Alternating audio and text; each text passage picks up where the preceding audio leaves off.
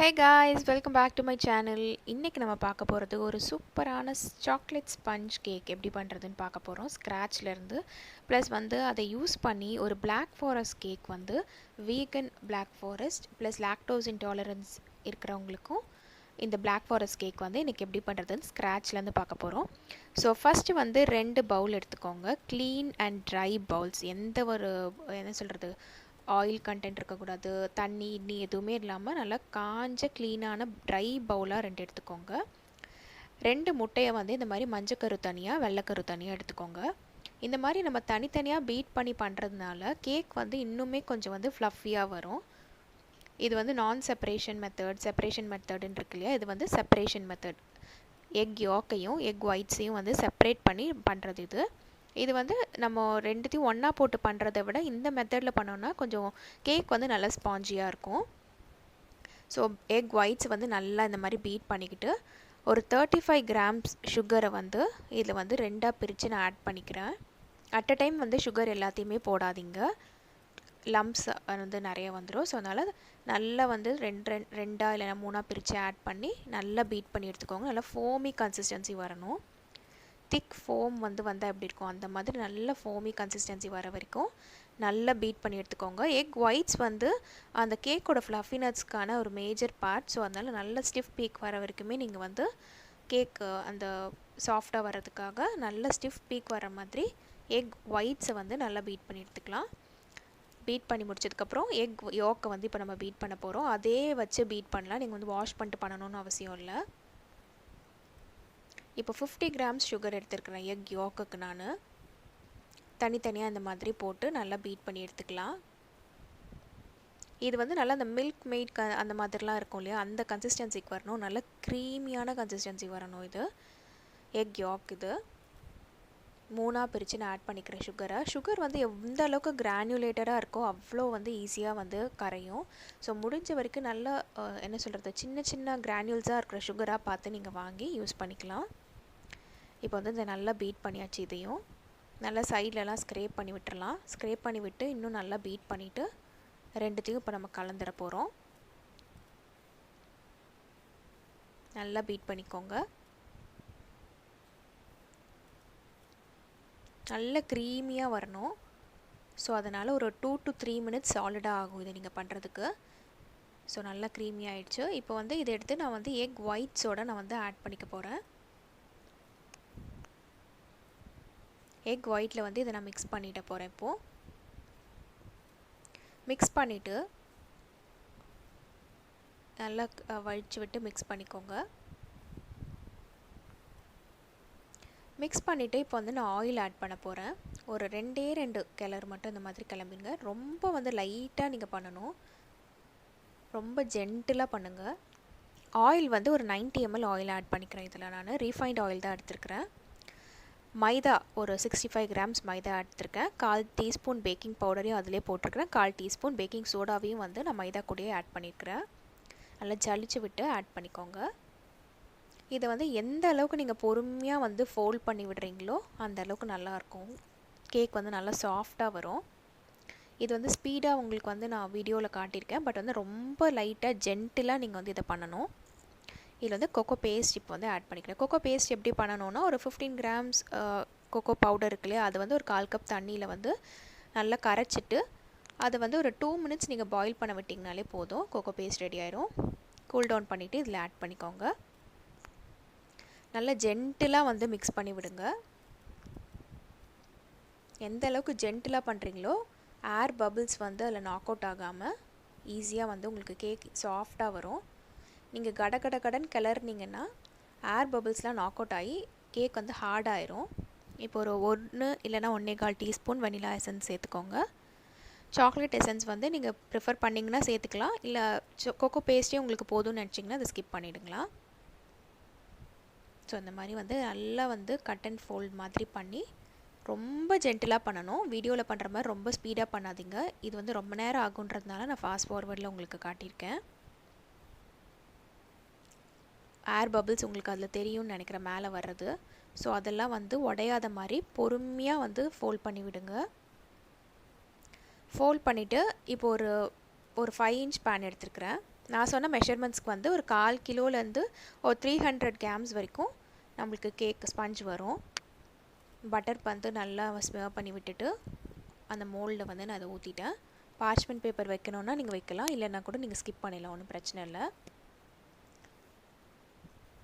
இதை வந்து நல்லா இந்த மாதிரி வழித்து விட்டுக்கோங்க. அவனை வந்து ப்ரீஹீட் பண்ணிவிட்டு ஒரு 180 டிகிரியில் வந்து இந்த டைமில் வந்து நீங்கள் வந்து ப்ரீஹீட் பண்ணி வச்சுக்கோங்க. ஒரு டூத்பிக் வச்சு ஏர் பபிள்ஸ்லாம் ரிமூவ் பண்ணிவிட்டு அவனில் வந்து ஒரு 30 to 35 மினிட்ஸ் இதை பேக் பண்ணி எடுத்துகிறேன். இல்லை ஒரு 5 மினிட்ஸ் எக்ஸ்ட்ரா கூட ஆகும், டிபெண்ட்ஸ் அப்பான் அந்த எந்த அளவுக்கு டெப்த் இருக்கோ உங்களோட பவுல் அதை பொறுத்து ஆகும். இப்போ நல்லா ரெடி ஆகிடுச்சு பாருங்கள், சூப்பராக. இது வந்து கம்ப்ளீட்டாக ஒரு 15 to 20 மினிட்ஸ் கண்டிப்பாக கூல் டவுன் ஆகிறதுக்கு நீங்கள் விட்டே ஆகணும். அதுக்குள்ளே நம்ம விப்பிங் க்ரீம் வந்து ரெடி பண்ணிக்கலாம். இன்றைக்கி நான் எடுத்துருக்கிறது பார்த்திங்கன்னா நான் டெய்ரி விப்பிங் க்ரீம் வந்து நான் எடுத்துருக்கிறேன். இன்றைக்கி ஒரு வீகன் கேக் பண்ண போகிறதுனால ஃப்ராஸ்டிங் வந்து நான் வந்து டெய்ரியில் அந்த ஃப்ராஸ்டிங் பண்ணாமல் நான் டெய்ரி வந்து விப்பிங் க்ரீம் பண்ணியிருக்கிறேன். இது வந்து நம்ம லாக்டோஸ் இன்டாலரன்ஸ் இருக்குது, அப்படி இல்லைனா நீங்கள் வேகனாக இருக்கிறீங்க, அதுவும் இல்லைனா வந்து ஹெல்த் கான்ஷியஸ் ரொம்ப இருக்குது, உங்களுக்கு சுகர் லெவல் வந்து ரொம்ப எனக்கு வந்து நிறைய வேண்டாம்னு நினச்சிங்கன்னா நீங்கள் வந்து இந்த மாதிரி வந்து விப்பிங் க்ரீம் வந்து ப்ரிஃபர் பண்ணிக்கலாம். நீங்கள் இது கன்சிஸ்டன்சியுமே பார்த்தீங்கன்னா டெய்ரி விப்பிங் க்ரீமுக்கும் இதுக்குமே டிஃப்ரென்ஸ் இருக்கும், டேஸ்ட் வைஸ் டிஃப்ரென்ஸ் இருக்கும். அது வந்து இன்னும் கொஞ்சம் எக்ஸ்ட்ரா சுகரியாக இருக்கும். இது வந்து சுகர் குவான்டிட்டி வந்து கொஞ்சம் கம்மியாக இருக்கும் இதில்.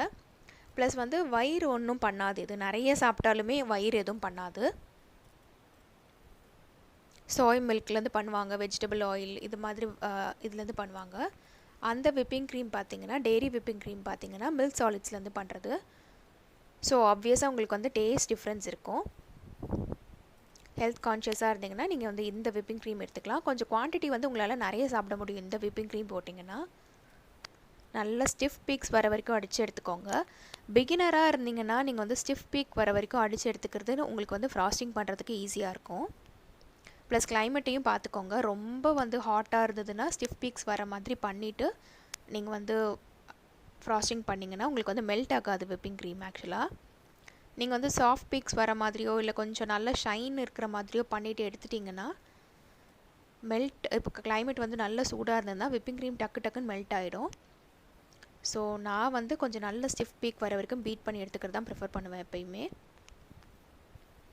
இப்போ பார்த்தீங்கன்னா நல்ல ஒரு 3-4 மினிட்ஸ் வந்து நல்லா அடிக்கணும் அதை ஹை ஸ்பீடில் வச்சு. நீங்கள் இதை அடிக்கிறதுக்கு முன்னாடி இந்த பவுலை வந்து சில் பண்ணிவிட்டு அதுக்கப்புறமா அது உள்ளே வந்து விப்பிங் க்ரீம் ஊற்றி அடிச்சிங்கன்னா இன்னுமே உங்களுக்கு ரிசல்ட்ஸ் வந்து குவிக்காக இருக்கும். ஸோ இதை நல்லா அடிச்சுட்டு இப்போ நம்ம ஃப்ரிட்ஜில் மறுபடியும் ஒரு 10-15 மினிட்ஸ் ஸ்டோர் பண்ணணும். இதை ஆல்மோஸ்ட் டன் ஒரு 3-4 மினிட்ஸ் ஆகிடுச்சு. நீங்கள் ஃப்ரிட்ஜில் வச்சுட்டு மறுபடியும் ஃபாஸ்டிங் பண்ணும்போது இன்னுமே உங்களுக்கு ஃபினிஷ் வந்து நல்லாயிருக்கும். ஸோ இதை வந்து ஃப்ரிட்ஜில் வச்சு எடுத்துக்கலாம். இப்போ கேக் வந்து கூல் டவுன் ஆகிருக்கும். கேக் பார்த்திங்கன்னா கம்ப்ளீட்டாக கூல் டவுன் ஆகிடுச்சு, ஒரு 15-20 மினிட்ஸ் ஆகிடுச்சு. Still warm, but okay. Demould பண்ணுறதுக்கு ஒரு 20 to 25 மினிட்ஸ் வந்து சேஃபர் சைடு ஒரு ½ அன் ஹவர் நீங்கள் கூல் டவுன் பண்ணிவிட்டு தான் வந்து டிமோல்ட் பண்ணணும். பிகாஸ் சைட்லலாம் வந்து நீங்கள் வந்து ஹாட்டாக இருக்கும் போதே டிமோல்ட் பண்ணிங்கன்னா சைட்லலாம் ஃபுல்லாக க்ரம்ஸ் வரும். அண்ட் கட் பண்ணும்போது பார்த்திங்கன்னா ஷார்ப் எட்ஜஸ் உங்களுக்கு கிடைக்காது நீங்கள் சூடாகவே பண்ணிங்கன்னா. ஸோ நல்லா வந்து ரெடி ஆகிடுச்சு. அந்த ஏர் பபிள்ஸ்லாம் உங்களுக்கு பார்த்தாலே தெரியும், உள்ளே அழகாக ஃபார்ம் ஆகிருக்கு பாருங்கள். கட் பண்ணி காட்டுறேன் நான் உங்களுக்கு.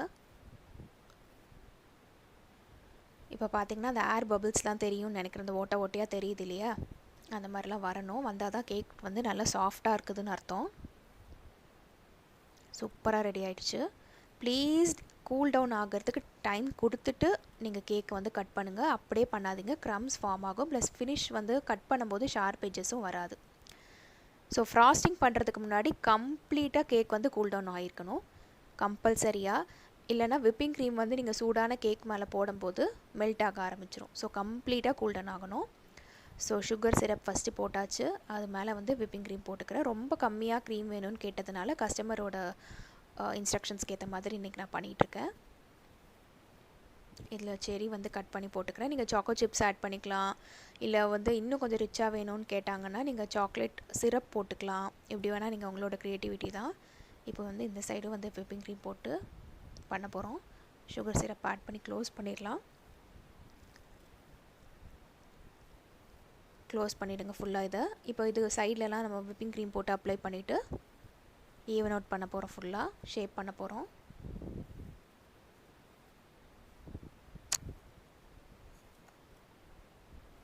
விப்பிங் க்ரீம் வந்து கொஞ்சம் திக்காக இருந்தால் தான் வந்து உங்களுக்கு ஈஸியாக பண்ணுறதுக்கு வரும்.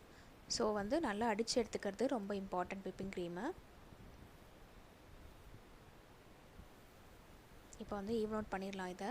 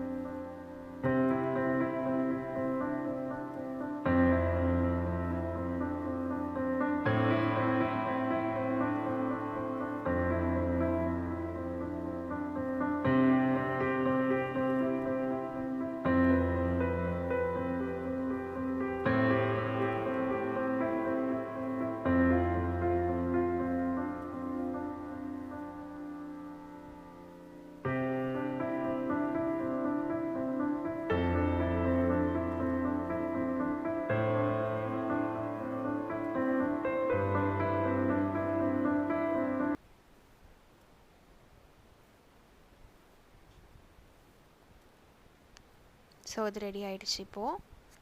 இப்போ மேலே வந்து ஸ்வர்ல்ஸ் பண்ண போகிறேன். சைடில் வந்து நான் சாக்லேட்டை வந்து கிரேட் பண்ணி அதை வந்து சைடில் இந்த மாதிரி தூவி விட்டுக்கிறேன். ரொம்ப கேக் வந்து ரிச்சாக வேணான்னு சொன்னதுனால நான் நார்மல் சாக்லேட் தான் யூஸ் பண்ணியிருக்கேன். நீங்கள் டார்க் சாக்லேட் இல்லை இல்லாத எக்ஸாட்டிக் சாக்லேட்ஸ் கூட எதனா வேணும்னா நீங்கள் யூஸ் பண்ணிக்கலாம். நல்லா நிறைய கூட அப்ளை பண்ணிக்கலாம் நீங்கள் வேணும்னா. இது மேலே வந்து நான் குட்டி குட்டியாக இந்த மாதிரி ஸ்வர்ல்ஸ் கொடுக்குறேன்.